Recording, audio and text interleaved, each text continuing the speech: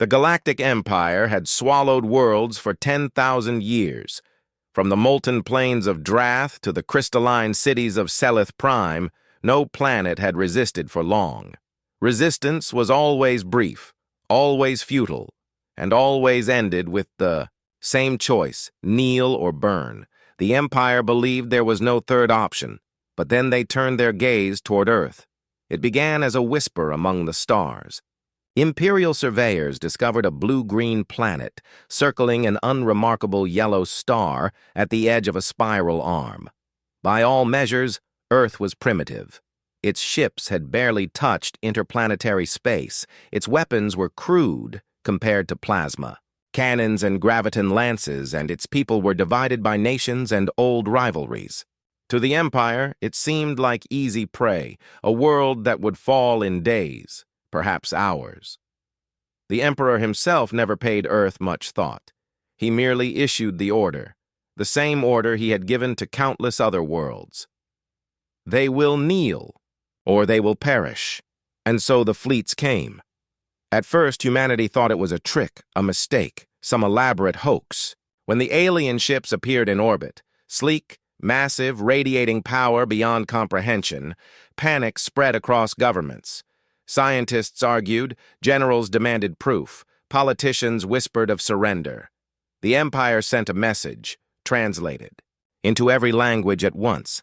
Carried by satellites, they seeded into orbit. This planet is now a province of the Galactic Empire. You will submit to our rule. You will deliver resources, soldiers, and obedience. Refuse, and be reduced to ash. It should have broken them. But instead, it did something unexpected. For the first time in recorded history, humanity stood together. Nations that had quarreled for centuries suddenly spoke with one voice. Presidents, kings, dictators, and councils laid aside their disputes. A single banner was raised, not of any one country, but of Earth itself. Old grudges were buried, not forgiven, but set aside for survival. Humanity realized that against this foe divided they were nothing, but united they were something new. The Empire watched with mild amusement. They had seen this before, desperate alliances that collapsed within weeks, fragile coalitions that shattered under fire. They expected Earth's unity to crumble as soon as the first city burned, but they had underestimated what Earth's history had made of its people. Humanity had endured plagues that wiped out millions, wars that scarred continents, and disasters that nearly ended civilizations. They had stared extinction in the face many times, through ice ages, nuclear brinkmanship, famine, and fire, and every time they had clawed their way back. When the ultimatum came, humanity's answer was not silence, not surrender, but defiance. A message was broadcast back into the void, patched together from the voices of a dozen leaders, a dozen nations, yet spoken as one. We are the people of Earth. We will not kneel. Come if you must, but know this. You will not find obedience here. Only resistance. The first battle came swiftly. Imperial warships descended into orbit, weapons primed to strike Earth's major cities. Humanity launched everything they had, missiles, railguns, experimental fighters never tested in true combat. To the Empire, it was laughable. Their shields absorbed the first salvos, their fleets advanced without pause. And then the unexpected happened. Humanity fought not with brute force, but with ingenuity. Satellites hidden in orbit lit up, firing swarms of kinetic rods that pierced shields designed for energy weapons. Entire flotillas of drones launched from hidden bases, overwhelming Imperial point defense systems. Submarines deep beneath the oceans fired missiles through disguised launch tubes, striking ships in low orbit where shields flickered weakest. The Empire still won that first clash, but not without loss. 3 of their cruisers burned in atmosphere, crashing into the ocean in fireballs witnessed by billions. For the first time in centuries, the Empire had faced resistance that hurt. They retaliated with fury, striking at cities, New York, Beijing, Lagos, São Paulo, Millions perished in firestorms. Yet, instead of collapsing, humanity grew harder. Factories converted overnight into weapons plants. Civilians volunteered en masse. Hackers infiltrated imperial systems, turning their own drones against them. Guerrilla tactics bled the invaders dry. Every street, every mountain pass, every stretch of sea became a battlefield. Humanity's motto became clear. For every city you burn, we will take 10 of your ships. For every life you take, 10 of your soldiers will fall. The war raged longer than the Empire ever expected. Weeks turned to months, months into years. The longer it went, the clearer it became. Earth was not just another world, it was a crucible, a forge, a place where hardship had bred resilience beyond measure. The Empire sent reinforcements, fleets larger than Earth had ever imagined. But each time, they found resistance waiting. Ambushes in asteroid belts, traps hidden in the atmosphere, weapons built from technologies the Empire had dismissed as primitive, yet devastatingly effective in human hands. Finally, after years of bloodshed, the Empire paused. Their generals argued, their admirals raged, their emperor brooded. Victory was possible, yes, but only at staggering cost. Earth would be nothing but rubble, its resources ash, its people martyrs that inspired rebellion across the galaxy. And so, for the first time in its long, arrogant history, the Empire hesitated. It was then that humanity made their message clear. A transmission was sent directly to the Imperial command. You thought we would kneel. You thought we would break. But now you see the truth. We do not kneel. We do not break. You have only two choices left: death or defeat. The Empire had never been given such a choice before, and as their fleets withdrew, scarred and humbled, the galaxy trembled with new knowledge. The humans had not only survived, they had done the impossible. They had made the Empire bow without ever bending themselves. Earth had stood, and in doing so, they had changed the galaxy forever. The proclamation was the same as it had always been. The Emperor's voice, carried on encrypted subspace channels, echoed across the void into the heart of Earth's communications grid. Earth shall submit, or Earth shall perish. The words were chilling, but to the Empire, they were routine. This was the decree that had bent thousands of worlds into chains of obedience. The conquered always started the same: defiance, protests, or empty promises of negotiation. But in the end, they all knelt. They all broke. Earth, they assumed, would be no different. Yet they had misunderstood what it meant to be human. Humanity had long been tempered by fire. They were a species born to hardship, forged by catastrophe. Their history was not one of submission, but survival. They had endured plagues that annihilated civilizations, wars that scarred continents, and disasters that nearly choked them from existence. Time and again, they rebuilt. Time and again, they fought on. The Empire could not know that resilience lived in their blood, inherited from ancestors who clawed their way out of caves, who stood against storms, who lit fires against the darkness. So when the Imperial fleet arrived, when their shadow fell, across the skies of Earth, the world did not bow. At first there was fear, yes. Panic rippled through cities as alien ships blotted out the stars, their silhouettes vast and menacing. Children wept, leaders argued, and for a heartbeat, humanity wavered. But only for a heartbeat. Then the choice was made. The first missiles, launched not from governments, but from hidden silos long thought obsolete. Nations that once stood divided found their arsenals united. From underground bunkers and fortified bases, humanity's weapons roared to life. Satellites in orbit, retrofitted with kinetic bombardment systems, hurled tungsten rods at descending Imperial craft. Experimental railguns hidden on seafaring carriers punched holes through shields designed for plasma, not pure force. The Empire laughed at first. Their shields flared, their countermeasures swatted aside waves of human fire. Their cruisers advanced, preparing to demonstrate what it meant to oppose the greatest power in the galaxy. And then their laughter ended. A destroyer shattered in orbit, split in half by a coordinated missile swarm, guided by thousands of ground-based computers working in unison. A cruiser was ripped apart when a railgun slug pierced its reactor, detonating in a chain of fire. In the oceans, submarines launched strikes from depths. Imperial sensors had not anticipated, striking ships as they dipped too close to atmosphere. The Empire won the opening battle, but not without pain.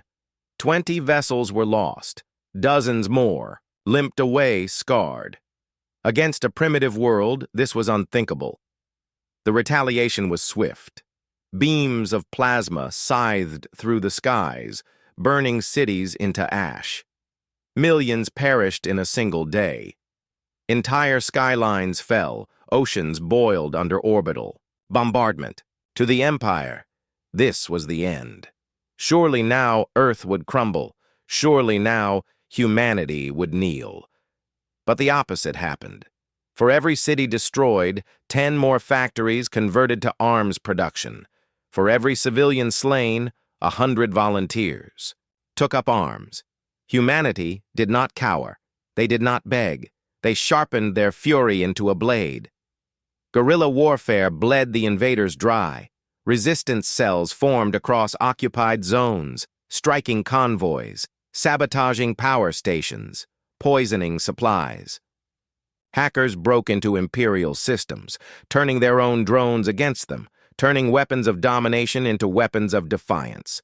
Farmers became snipers. Teachers became code breakers.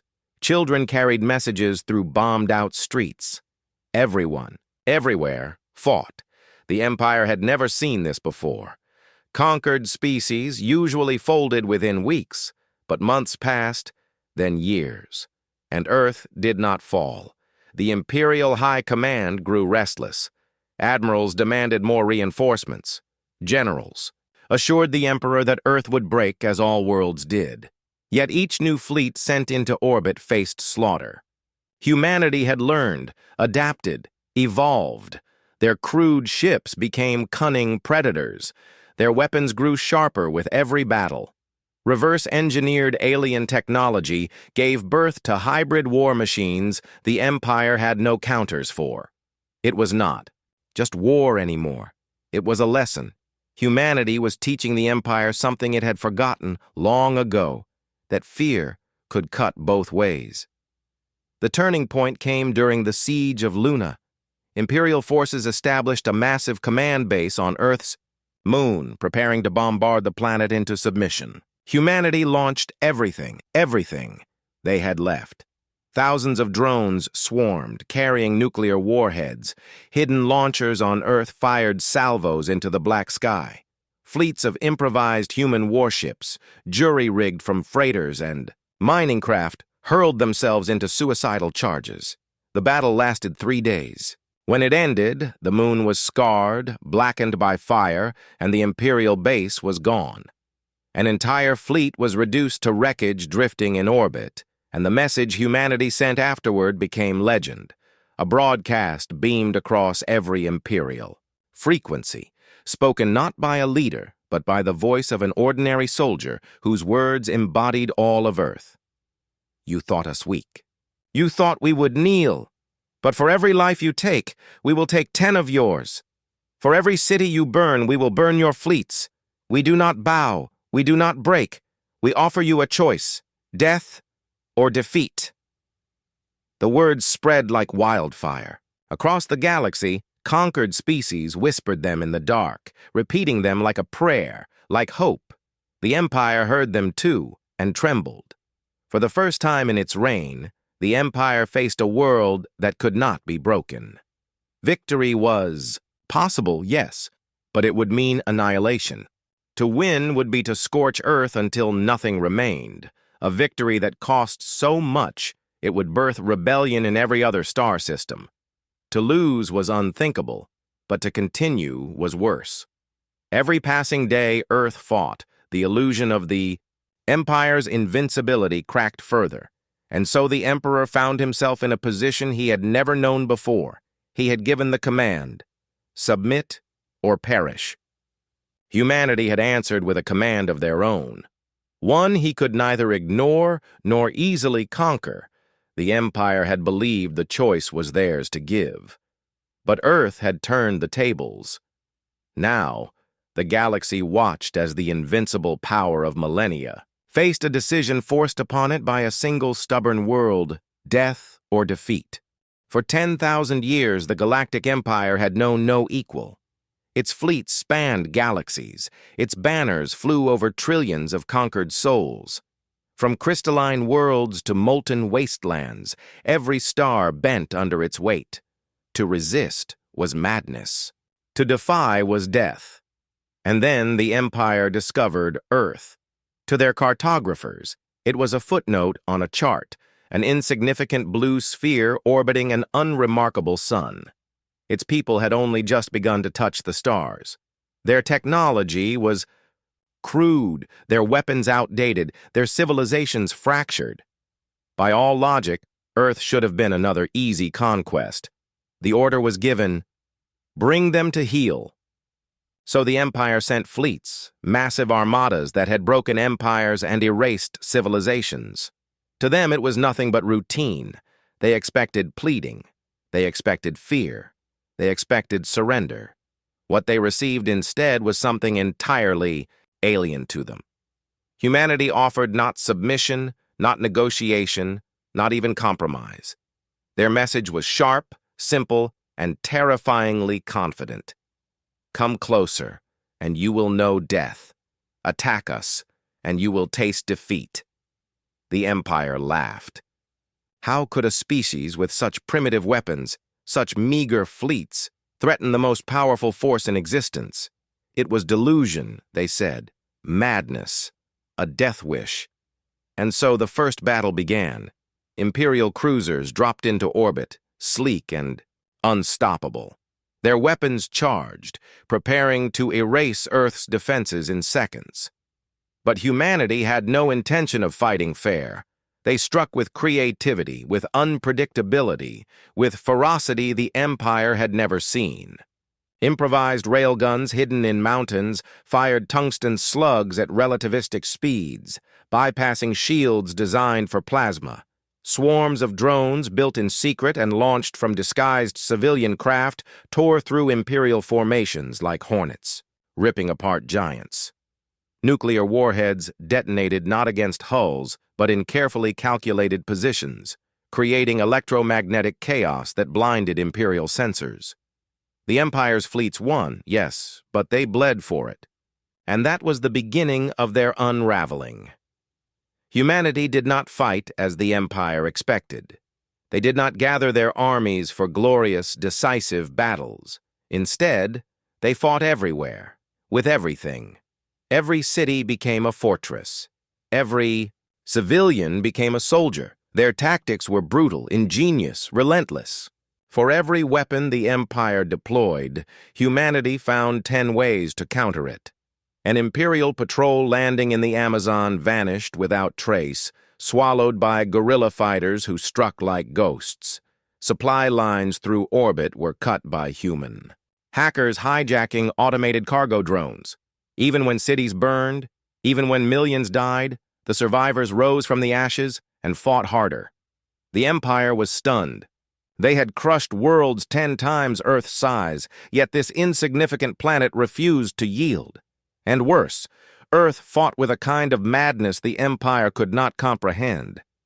Captured Imperial officers spoke of humans laughing as they charged into hopeless battles, of prisoners who spat defiance instead of begging for mercy, of children throwing stones at armored soldiers as though stones could break steel. To the Empire, it was incomprehensible. To humanity, it was survival as usual. The war dragged on. Weeks became months. Months became years. The Empire sent larger fleets, pouring resources into the conquest of this single stubborn world. And yet, each time, the outcome was the same. Costly victories, brutal losses, and no end in sight. Slowly, the illusion cracked. The galaxy had always believed the Empire was eternal, unstoppable. That belief was the true source of its power, fear. But now, stories spread like wildfire. Whispers reached conquered worlds. The humans fight. The humans bleed the Empire. The humans do not bow. Rebellions stirred in the dark corners of the galaxy. Occupied worlds began to dream again, the Empire tried to silence it, but even their own soldiers felt the change. They marched into Earth expecting glory. Instead, they found nightmares, jungle ambushes, frozen tundra assaults, entire platoons swallowed by cities where every window was a sniper's nest. And then came the breaking point, the Battle of Sol. The Empire sent the largest fleet in its history. Thousands of ships, dreadnoughts the size of continents, carriers bristling with armies meant to drown Earth in fire. They expected final victory. Humanity answered with desperation, sharpened into brilliance. Orbital mines hidden in asteroid belts ripped holes through the fleet before it reached Earth. Fusion drives of retired spacecraft were overloaded and turned into colossal kamikaze bombs, vaporizing entire squadrons. Cyber warfare collapsed. Imperial communications turning their formations into chaos.